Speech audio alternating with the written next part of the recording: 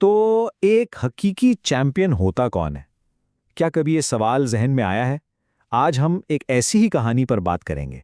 एक ऐसी कहानी जो शायद इस सवाल पर हमें दोबारा सोचने पर मजबूर कर दे।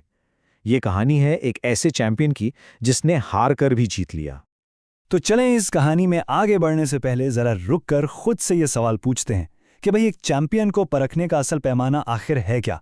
क्या ये सिर्फ जीतना होता है या फिर इससे भी कहीं बढ़कर कुछ और?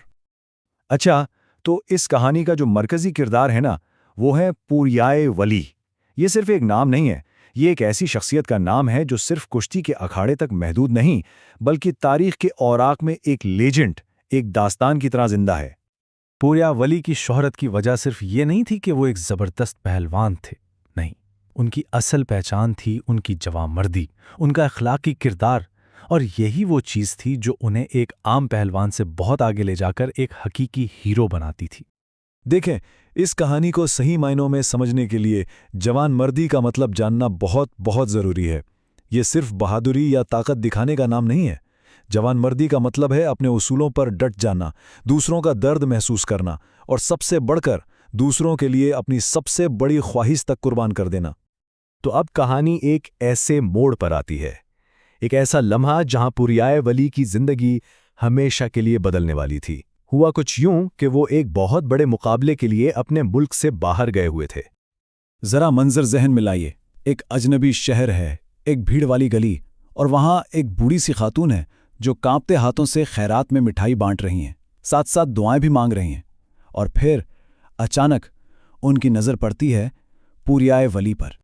इस औरत की आवाज़ में ना एक माँ की फरियाद थी।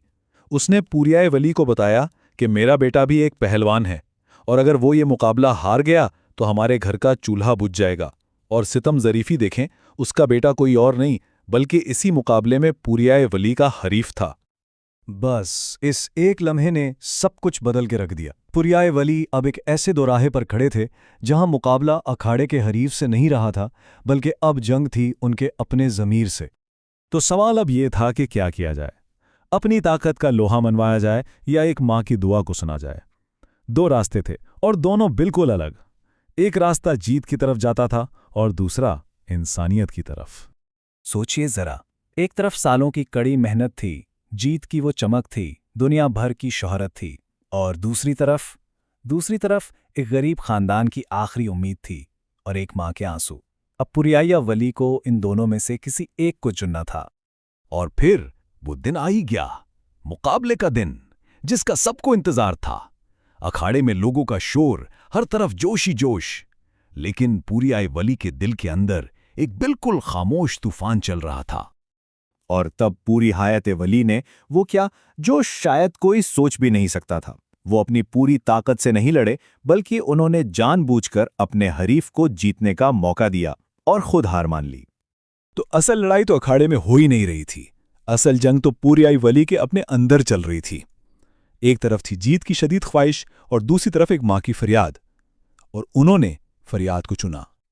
ये ठीक है कि पूरियाए वली ने अखाड़े की जंग तो हार दी, लेकिन उन्होंने एक ऐसी जंग जीती थी, एक ऐसी फतह हासिल की थी जिसका इनाम दुनिया की हर जीत से कहीं कहीं ज्यादा बड़ा और हमेशा रहने वाला था। कहते हैं कि जिस लम्हे उन्होंने अपनी हार कबूल की ना, ठीक उसी लम्हे उन्होंने महसूस किया कि उनके दिल के अंदर जैसे कोई रोशनी सी भर गई है। एक ऐसा सुकून उतरा जो उन्होंने पहले कभी कभी महसूस नहीं किया था। और शायद यही वो लम्हा था जब पूरियाए वली एक पहलवान से बढ़कर एक वली बन गए। उनकी इस एक कुर्बानी ने उन्हें वो रुतबा दिया, वो मुकाम दिया जो दुनिया की कोई भी जीत, कोई भी खिताब उन्हें कभी नहीं दे सकता था। तो आखिर में ये कहानी हमें एक बहुत गहरे सवाल के साथ छोड़ जाती है कि जिंदगी के अखाड़ों में जब हमारा सामना ऐसे फैसलों से हो, तो क्या हम अपनी जीत से बढ़कर किसी और की खुशी को, किसी की जरूरत को तरजीह दे सकते हैं? शायद असल चैंपियनशिप उसी का नाम है।